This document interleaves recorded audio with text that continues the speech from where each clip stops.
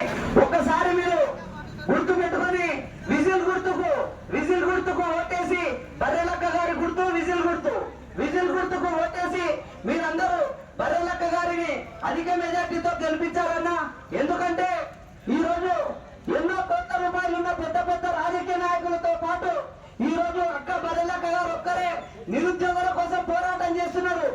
25 సంవత్సరాలు ఉన్నటువంటి ఒక చిన్న ఆడపిల్ల, ఒక పేద ఇంట్లో పుట్టినటువంటి ఒక బిడ్డ ఈ రోజు పల్లె తిరుగుకుంటా నిరుద్యోగుల కోసం పోరాటం చేస్తున్న విషయం మనందరికీ తెలిసిన విషయమే. కాబట్టి ఒక్కసారి మీరు దీన్ని దృష్టిలో పెట్టుకొని నిరుద్యోగుల కోసం ఇంత పోరాటం చేస్తున్నటువంటి ఒక ఆడపిల్ల నిజంగా మనము ఈ రోజు ఈ ఉచిత పథకాలకి మనము బానిసలై ఒక కోటికి గల గింజలేస్తే ఏ విధంగా అయితే తిని ఉంటుందో దాని పక్కన కోటిని పట్టుకొని పోస్తే కూడా దానికి సంబంధం లేనట్లు ఏ విధంగా అయితే బతుకుతుందో ఈ రోజు మనం కూడా అదే విధంగా ఓట్లు వచ్చినప్పుడు పైసలు ఇస్తారు. పైసలు 2000 ఇస్తే 1000 రూపాయలు ఇస్తే అని చెప్పి ఆ 1000 రూపాయలకు 2000కు ఆశపడి మనము ఓటేస్తే 5 సంవత్సరాలు మనము వాళ్ళ కింద బాంఛన్ బతకాల్సిన పరిస్థితి వస్తుంది. కాబట్టి మన బిడ్డలకు ఉద్యోగాలు రావాలి, మన పిల్లలకు ఉచిత చదువులు కావాలి, మన పిల్లలకు ఉచితంగా వైద్యం కావాలి. వాళ్ళేమో కార్పొరేట్ హాస్పిటల్లో పెట్టుకొని వాళ్ళు వైద్యం చేసుకుంటున్నారు. ఈ రోజు మనకి వైద్యం చేసుకోవడానికి నిజంగా ఈ గవర్నమెంట్ హాస్పిటల్లో వసతులు సరిగ్గా లేక ఎందరో ప్రాణాలు బలిగొట్టున్నారు. ఉద్యోగాలు రాక మన బిడ్డలు ఎందరో ఆత్మహత్యలు చేసుకొని చచ్చిపోతున్నారు. ఈ రోజు కొట్లాడి తెచ్చుకున్న ఈ తెలంగాణలో ఈ రోజు కనీసం దగ్గర నిరుద్యోగులు ఒక 200-300 మంది ఈ యొక్క పేపర్ లీక్ల వల్ల మొన్న లీక్ అయినటువంటి పేపర్ల వల్ల ఈ రోజు చనిపోవడం జరిగింది. కాబట్టి ఒకసారి మీరు ఆలోచించండి. ఈ పేద బిడ్డల కోసం, నిరుద్యోగుల కోసం మన బిడ్డలకు ఉద్యోగాలు రావాలని ఒక పేద ఇంటి ఆడబిడ్డ బర్రెలక్క ఎంతో కష్టపడి రాత్రి మొదలు ఎండలగా వానలుగా పల్లె తిరుగుకుంటా ఈ రోజు మన గ్రామానికి రావడం జరిగింది. ఒక్కసారి మీరు ఆలోచించి బర్రెలక్క గారి గుర్తు విజిల్ గుర్తుకు ఓటేసి గెలిపిస్తారని కోరుకుంటూ మరి ఇప్పుడు బర్రెలక్క గారు మాట్లాడాల్సిందిగా కోరుతున్నాం.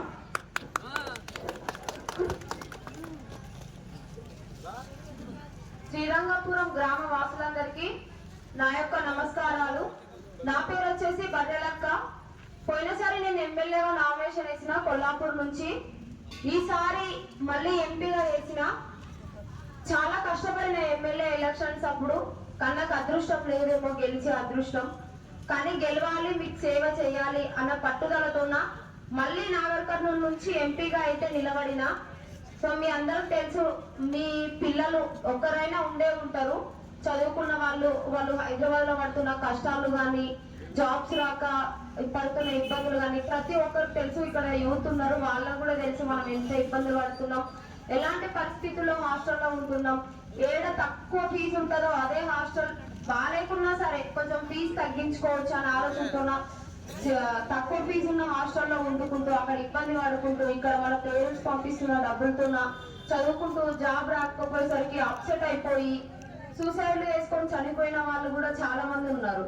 సో అలాంటి పరిస్థితులు ఇంకా ఎవ్వరికి రాకూడదు అని చెప్పేసి నేను ఇంత గట్టిగా పోరాటం అయితే చేస్తున్నా. అమ్మ, ఏదో నా పొట్టకుటి కోసం కాదు, మన జీవితాలు మారాలని చెప్పేసి ఇంత చిన్న వయసులో ఇంత పెద్ద నిర్ణయం అయితే తీసుకున్నా.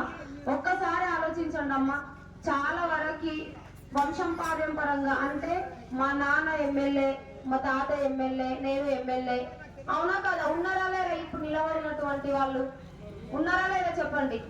ఎంపీలు ఎంతసేపు అట్లనే అవుతున్నారు, కానీ నాలాగా సొంతంగా నిలబడ్డ వాళ్ళకి ఎందుకు సపోర్ట్ చేయట్లేదు నేను అడుగుతున్నా. మాకు ఎలాంటి పార్టీ కార్యకర్తలు ఉండరు, కనీసం ఏజెంట్ గా కూర్చోడానికి ధైర్యం చేసి వస్తే కొంతమంది పార్టీ నాయకులు వాళ్ళని భయపెట్టించి ఏజెంట్ కూడా కూర్చోకుండా చేస్తున్నారు. ఒక ఆడపిల్లని అయినటువంటి నేను ఇంత భరించుకుంటూ నిలబడ్డంటే మీకోసమే అమ్మా, మీకు సేవ చేయాలి, నాకు జరిగినటువంటి అన్యాయం ఇంకెవరికి జరగకూడదని చెప్పేసి ఇంత గట్టిగా నిలబడి నేను ఇంత పోరాటం అయితే చేస్తున్నా. ఒక్కసారి ఆలోచించండి అమ్మా, ఏ పార్టీ నేను మారలేదు. నాది ఈ లోకల్ ఏరియా నాగర్ కర్నూలు, 300 కిలోమీటర్ల నుంచి వచ్చి ఇక్కడ నేను నిలబడలేదు. ఈ ఏరియా నాది నాగర్ కర్నూలు. మీకు అర్థం అవుతుండొచ్చు, ఎడ్యుకేటెడ్ పీపుల్స్ కి నేను చెప్పింది మామూలు ఇక్కడ అందరికి అర్థం అవుతుండొచ్చు ఏం చెప్తున్నా అనేది కూడా. ఎవరు పార్టీలు మారారు మామూలుగా ఎవరు 300 కిలోమీటర్ల నుంచి వచ్చిరు, ఎవరు వంశపారంపరంగా ఎంపీలు ఎమ్మెల్యేలు అవుతున్నారని చెప్పేసి నేను సొంతంగా నిలబడినమ్మా. నేను ఏ పార్టీలో లేను, నా సొంతంగా నేను నిలబడిన. నాకు వచ్చిన గుర్తు వచ్చేసి విజిల్, పీక గుర్తు విజిల్. ఒకసారి చూడండి, గుర్తు పెట్టుకోండి. 12వ నెంబర్ అమ్మా. ఒక్కసారి ఆలోచించి మాలాంటి చిన్న వయసులో రాజకీయంలోకి వచ్చిన వాళ్ళకి ఒక్క అవకాశం ఇవ్వండి చాలు. ఒకే ఒక్క అవకాశం ఇవ్వండి. వయసు చిన్నదే కానీ ఆలోచన అనేది చాలా పెద్దది. మీకు మంచి చేయాలన్న ఆలోచన నా దగ్గర చాలా ఉంది. దయచేసి ప్రతి ఒక్కరికి ఒకటే చెప్తున్నా, ఒక్క అవకాశం ఇవ్వండి మాకు, ఒకే ఒక్క అవకాశం. చాలా వరకన్నా అనుకుంటారు ఇండిపెండెంట్ లో నిలబడరు అంటే, సొంతంగా నిలబడ్డ వాళ్ళు చాలా మంది ఉంటారు. ఒకటి గట్టిగా అంటే ఇక్కడ 3 పార్టీలు తెలుసు, అవునా కాదా? ఇక్కడ 3 పార్టీల కంటే మిగతా